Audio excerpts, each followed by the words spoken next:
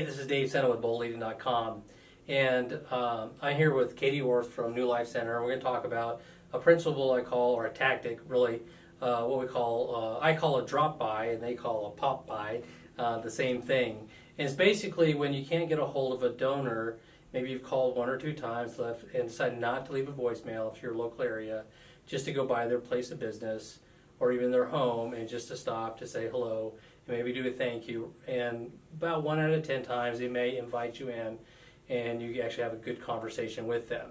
And so with that, we did training with Katie when she first came to the New Life Center, and we talked about the pop by, and we'd like to get her kind of how that happened for her recently and just get her thoughts on it. Mm-hmm. So how did it go for the first one that you went on, or the one that was kind of fun, I guess? Yes, so when I first started, it was probably my second month at New Life Center. I was doing pop-bys during the work day. I'd head over to folks' homes, and sometimes I'd leave a note in the door. Sometimes I'd catch people at home and have a doorway conversation. On this particular day, this was my last drop-by of the day before my kid's birthday party. I met the woman on her porch. She was having a cup of coffee, and she was so gracious. She invited me in. She happened to be a stay-at-home mother, so her kids were there. We had the best conversation at her kitchen table. She told me about her work experience and how she had been involved with working at the jail system.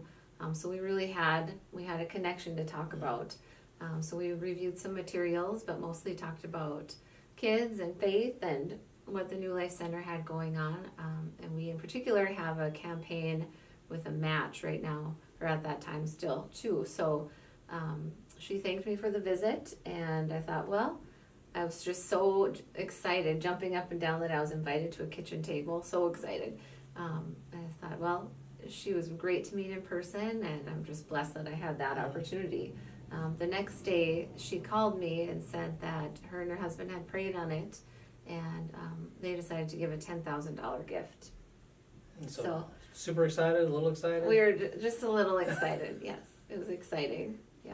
So for people that maybe are concerned or nervous about doing a pop-by or drop-by, would you recommend it? I would definitely recommend it. The conversations, whether you get invited in or don't get invited in, are so important, and to just tell that donor how appreciative you are face to face, and shake their hand and tell them you're doing a thank you tour, and it really shows them how excited you are about your job and how excited you are about the mission. So any things that if people were going to do this, that you would just give them some hints, or things that you learned that maybe you didn't learn until you actually did it, that you might share? Mm-hmm.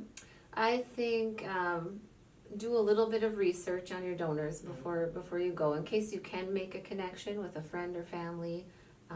It's helpful to know how long they've been a donor, and then map out your mission of the day, so you know where you're heading, and you're truly going kind of neighborhood to neighborhood on this thank you visit.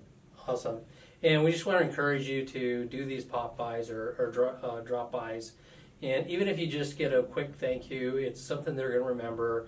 And maybe the next time they get a gift or a letter from you or an email, that is an extra personal touch that will separate you from other nonprofits. It does take a little planning and time. And you can always talk to us here at Bold Leading. We'd love to give you some more details how to do this principle. And we're super excited for Katie and the team here, what they've been doing. And this is Bold Leading, and we really encourage you to go to our website, boldleading.com, where nonprofits leaders get real answers. Thanks so much. Thanks, Katie. Thanks.